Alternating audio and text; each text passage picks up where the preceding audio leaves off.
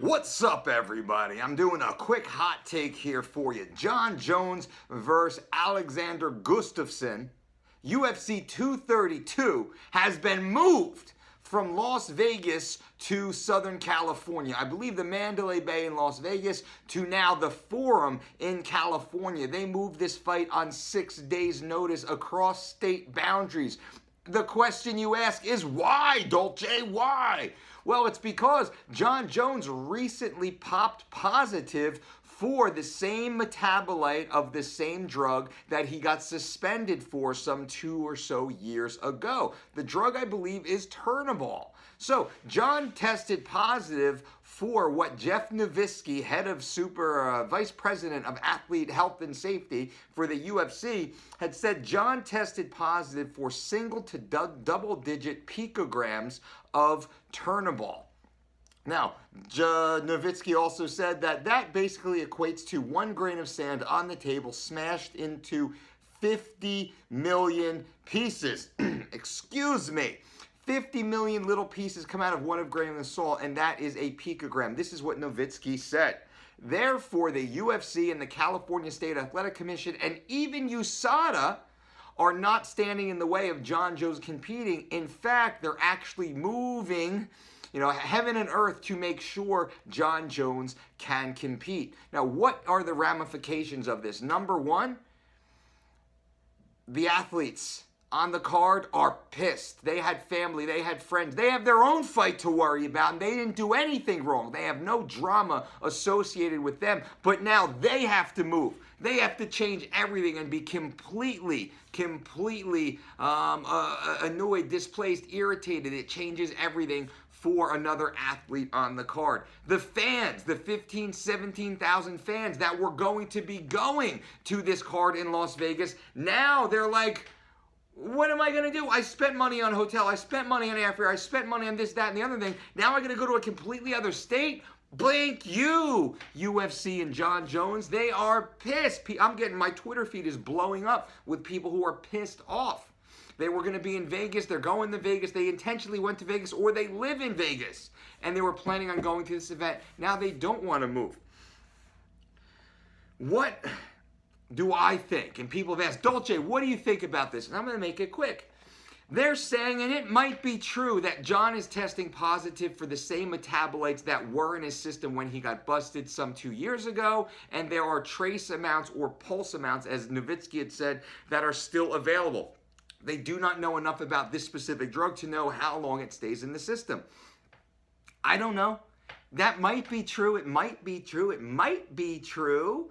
But at the same time, the man did test positive for having prohibited substances in his system still. And all athletes are supposed to be clean, and all athletes coming off the suspension have to go through at least a 4-month evaluation period in which they are subject to drug tests. And they're not allowed to fail those drug tests. So this is the gray area. And I'm not saying Jon's guilty of doing anything wrong other than what he was previously in trouble for. And he served his 15-year sentence, and they washed their hands of that. Okay, fine. We've moved on from that. But now it's the gray area, because now USADA has already taken a beating when it comes to credibility. USADA, if you remember, gave Floyd Mayweather a retroactive therapeutic use exemption for IV infusion the night after, or right after his weigh-ins when he fought Manny Pacquiao. They didn't disclose they were doing that. The USADA inspector actually caught them doing it, and then Floyd's team filed the paperwork, and then USADA gave him an exemption. For that, a retroactive exemption, basically saying, oh, no, that's fine. He was able to do that illegally now that, kind of we've made our money. I assume that's my take on it. And that's just one of many instances. USADA has gotten a black eye for their wishy-washy findings. Why do I say wishy-washy? Because Tom Lawler, UFC fighter Tom Lawler, tested positive for 17 picograms of Osterine, which is a SARM. Not nearly as powerful as a Turnbull, and he had nearly the same amount in his system. Remember, you take a grain of salt, you crush it into 50 million pieces? Well, Tom Lawler had 17 of the 50 million pieces, which is basically a little bit of nothing, a nothing bit of nothing, which is what they're saying. Jon's was a nothing. So if Jon's was a nothing, Tom's must have been a nothing, and Tom got a 2-year suspension for it, for a lesser category of drugs. All I'm saying is USADA is fucking wishy-washy. How does anybody trust USADA? No offense, USADA, but can you come out with a statement and clearly defend that? I'm not even mad at John in this. I'm not mad at John in this situation. Dude's a fighter. He wants to fight. Let's assume John's clean. He didn't do anything new. He didn't put anything new in his system. Let's say that's completely the case, and that might be the case. The Nevada State Athletic Commission did not have enough time to adequately review the findings and grant John a license. That's why the fight was moved to Southern California at the forum. Because the California State Athletic Commission saw the paperwork, said, yep, we're good. Bring it on over here. Andy Foster. Dude, Andy, what are you doing? What are you doing, Andy Foster? Now what happens? The court of public opinion, we're all looking at you like, you just wanted the sanctioning fees. Big fight, big event in California, right? Wouldn't you err on the side of caution on fighter health and safety? Wouldn't you err on the side of fighter and health and safety? Even if you were 99.999999 picograms sure? Wouldn't you? Probably you would and you should. So what do? Maybe you pull John off the UFC 232. Maybe you pull John and Alex off UFC 232 and you put them on the very next card. You extend them slightly because you still have Chris Cyborg versus Amanda Nunes on the card. That's a good event.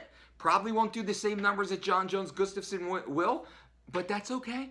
But that's okay, right? The money's going to be made on the next card. Most likely, I'm not part of the UFC, and this is a whole nother conversation. The UFC revenue machine trying to close those doors by December 31st, 2018, right? We got budgets, we got reports, we got to justify everybody's job and title here. Let's get this thing going. They're running a big business right now, and this is big business.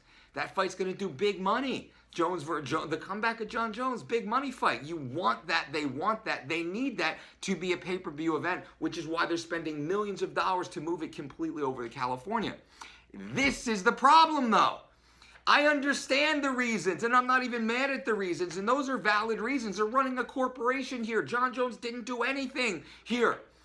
No, there's nothing wrong here. We're just doing what we legally should do. And yes, they legally can do this. But the court of public opinion is like, fuck that shit. They're sick of it. They're sick of seeing it. They're sick of the bullshit. They're sick of wishy-washy gray area USADA. They're sick of athletes getting preferential treatment. They're sick of the UFC running over athletes and fans for what's in their best bottom dollar viewpoint. These are all very accurate narratives that are running at the same time. So what do I personally think? Once again, I think the UFC holds the card. I think they take John and Alex off the top of this card. They go forward with Cyborg versus Nunes as main event, and they get the Nevada State Athletic Commission to take a look and to rule and come down with a little bit more time and saying, no, 100%, USADA, the scientists, the UFC was absolutely correct. We did an exhaustive research of the findings. We found this to be completely true and accurate, that John Jones legitimately can compete, and he's on the very next card here in Las Vegas. That would be the best way to do it. That by far would be the best way, the cleanest way to do it. I would assume that the same money would eventually be made because John's going to be on the card anyway. And then, or B, option B, and I think Ariel Helwani came up with this, so give Ariel the credit where it is. He says you take just John and just Gustafson and you fly them to the forum. And you let them compete there by themselves, just John and just Alex on a dark match. You have the Vegas fight. Everyone who came to Vegas, who wanted to see it in Vegas, the athletes all stayed in Vegas. They fought Cyborg Nunes, the live main event in Vegas. And then, boom, the lights go out, the big teleprompters go on, and John Jones and Alexander Gustafsson are then played for the audience sitting in Vegas watching, but also us on home and pay-per-view. We don't even know. We don't even care. You see a different ref, maybe. You see maybe it's not Bruce Buffer, or maybe it is Bruce Buffer teleprompting, talking, and probably is Bruce Buffer doing his thing. UFC can do that like I could do that with my iPhone right now. So then you just move John and just Alex and you put them there if you absolutely must have these guys compete to save the pay-per-view. Those are two pretty good ways, pretty pretty good ways. This is my take on it. What do you guys think? Leave comments below. I want this to be a discussion. What do you guys think on it? Let's talk a little bit more. Christmas is coming. I'm going to keep talking. I'm going to keep putting videos out. Subscribe to the damn channel, people. Give us a thumbs up if you like this video. But if you think I'm a fucking idiot, tell me. If you think I'm a fucking genius, tell me. What you think? What do you think should have happened? And also, do you think John's guilty or not? I don't think he's guilty. I got to say that. I don't think he's guilty. I think this did somehow pulse out, but it's still in his system. And it's still in the system, and you have to walk a black and white line. There can't be a gray, because then USADA gets punched in the face on this. And then if people don't trust USADA, what's the fucking point of it? USADA should be the fucking sheriff in town, bang, bang, bang, bang, with such strict guidelines. But they're not. They're wishy-washy, which makes all of us look at them and say, we don't trust you anymore, USADA. You're kind of full of shit. Leave your comments below. Would love to hear what you say. Also, go to thedolcediet.com. New Year's is coming, right? January 1st is coming. New Year's resolution is coming. Go to thedolcediet.com, sign up for our 4-week or 12-week online weight loss program. The same program used by the world's greatest athletes with a 100% success ratio, getting ready for the very same UFC scales that we're talking about. No other team has the same type of track record of success that we do. That's at thedolcediet.com. You can get in the best shape of your life too. Start it. Buy it today. Get it now. Start it early January. That's all I'm saying. Until next time, boom.